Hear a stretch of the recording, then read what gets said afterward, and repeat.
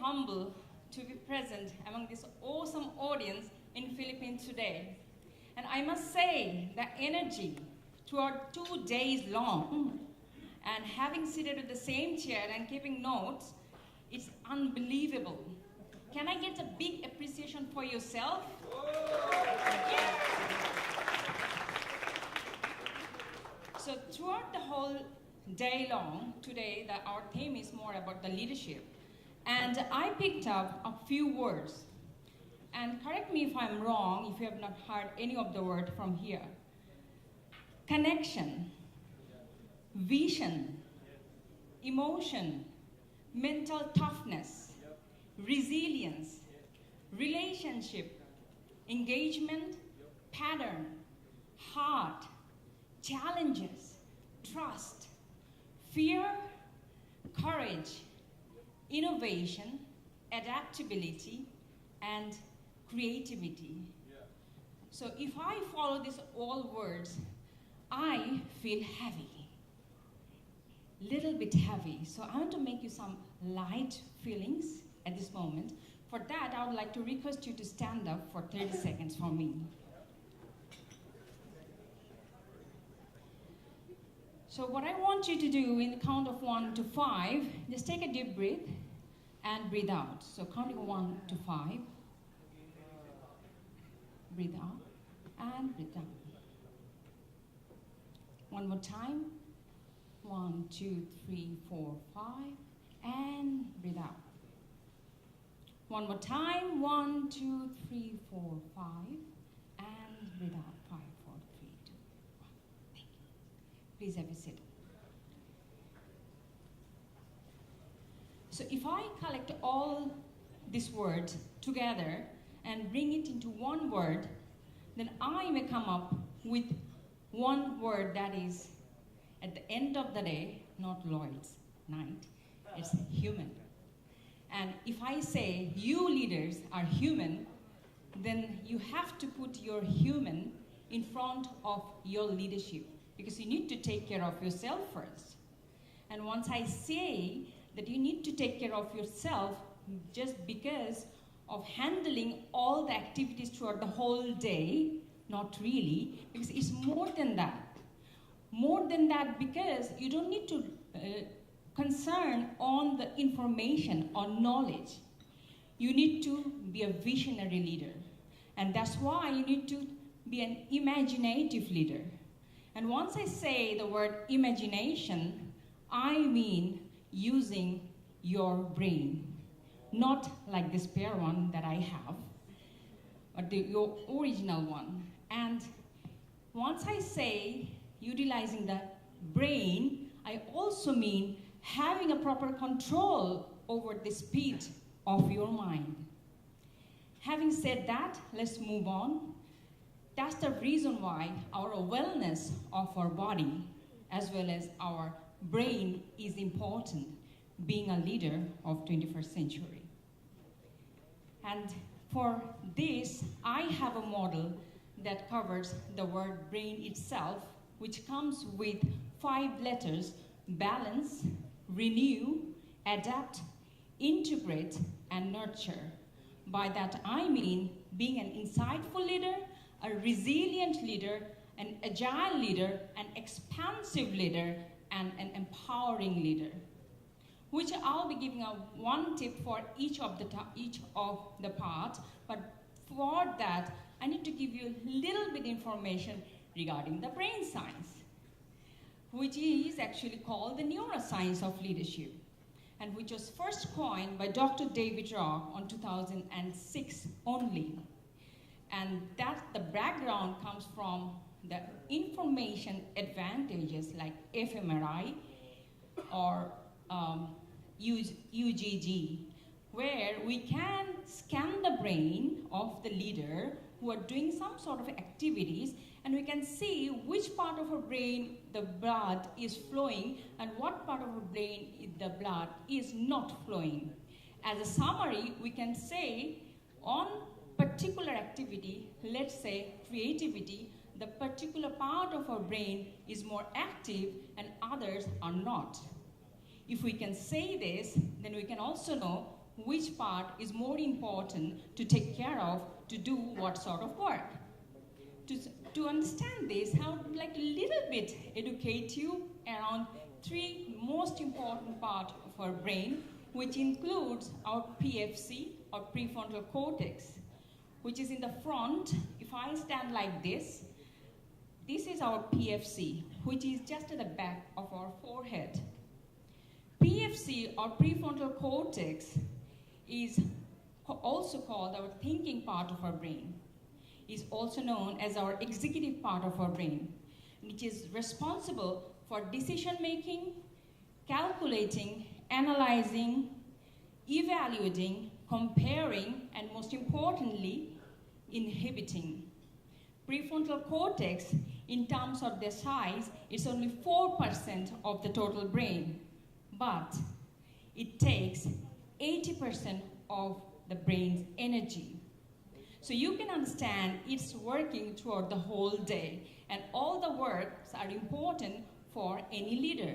So it is also for a leader important to take care of our prefrontal cortex. The second part of our brain is called limbic system, or emotional part of our brain.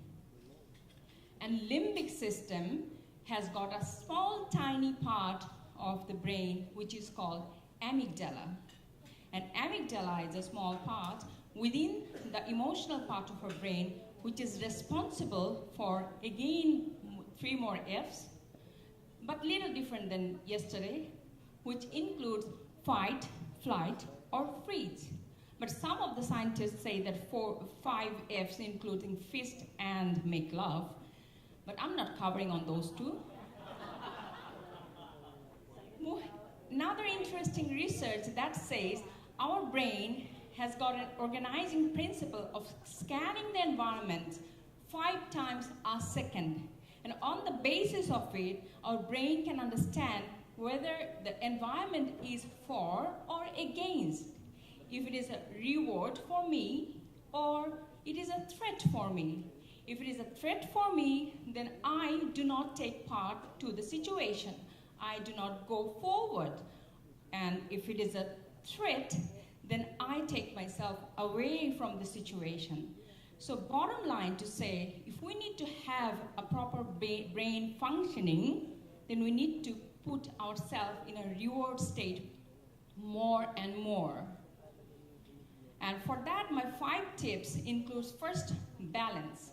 How do I get more balance of our thinking? First of all, we need to put ourselves into reward state. And secondly, we have to focus the environment is not creating any sort of threat around us. And for that, one of the research that I'm referring here by Friedman and Foster, which say that even a small threat can cause a human 50% less in terms of their productivity. Moving forward, we only take a decision not on the basis of our prefrontal cortex thinking, decision-making capacities. We also take some aha moments. Sometimes we have some downtime, and for that we need to literally involve our time so that we can have our quiet time. We can be some sort of inward looking, not looking into the problem, rather looking into the solution. Not driving ourselves into describing the problem, rather looking into the options of the solution and putting ourselves more into the reward state. And of course, doing multitasking throughout the whole day, added by some nights wake up. Not really, because multitasking can kill your IQ. And secondly, the renew, or how can you get more resilience? How can you add more emotional balance over your activity? The thing I have done just now, that is the key. You have to understand your prefrontal cortex has to be active with the ingredient that are important for our brain, which is oxygen. And by doing a 30-minute deep breathing, you can have a quality prefrontal cortex. Adaptability, of course, important. The change around, the challenge around. So how can a research say that adaptability is very much important for us? It says that our brain has got the capability of being adaptive at any age. If you just do two things, and once you can adapt with the new changes, it doesn't come back to the old changes, and which is called neuroplasticity in the brain science research.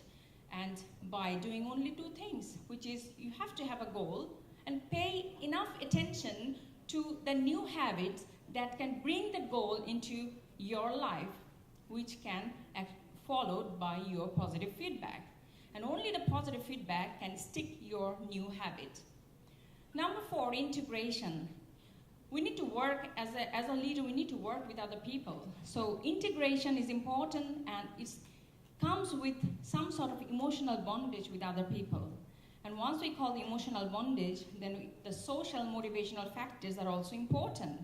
We need to understand what is the exact social motivational factor is more applicable for me. We need to also understand what is the most important social motivational factors that are working with my team members. We need to understand that, and then we need to communicate according to that. There are 6 different social motivational factors. And if you're a connection person, and if you just write a formal email, then I'll never be engaged. I'll just prefer a phone call, friendly and informal phone call over an email. And 5th is our nurture. How can I empower other people? How can I bring the best out of other people's leadership? So for that, I have to create the right mindset. I have to bring them into a growth mindset that mentioned by just a little bit ago by Jonathan, the Carol Dweck's written book, The Mindset, which is a very good example of having a growth mindset. And how can we do that? We have to ask questions. Because now in a days we have a tendency of directing directly by telling them what is the solution, because we have to make it quick. But what we are doing, we're stopping them thinking. We are not letting them to grow. What we need to do, we need to ask them the question. We need to ask them toward the solution, and we need to help them to find their thinking, their insights, and their solution through asking the question. You may say that what is my benefit out of that? Your benefit is you're helping some other person and you're developing well-built immune system. And what you're doing to other person, you're just generating the dopamine into their mind, into their brain. And that is making them physically more active to take an action. So we need to do some coaching conversation. And that has to follow up not only on the basis of the SMART goal, also you need to bring the SAFEs. They have to see it, feel it, accept it, and express it. On the top of it, you need to bring the vision, their emotion, their principles, their feelings into the activity so that they can get involved personally with company's vision, feelings, values, and principles. And they can be ready to give more than 100%. And that is how I can say that this is how you can learn, most importantly, unlearn and relearn to be more fitted in new century of digital world and the VUCA world. And that's how you can be a balanced, renew, adapt, integrate, and nurturing leader who can have a control over the speed of their mind as well as others. Thank you so much.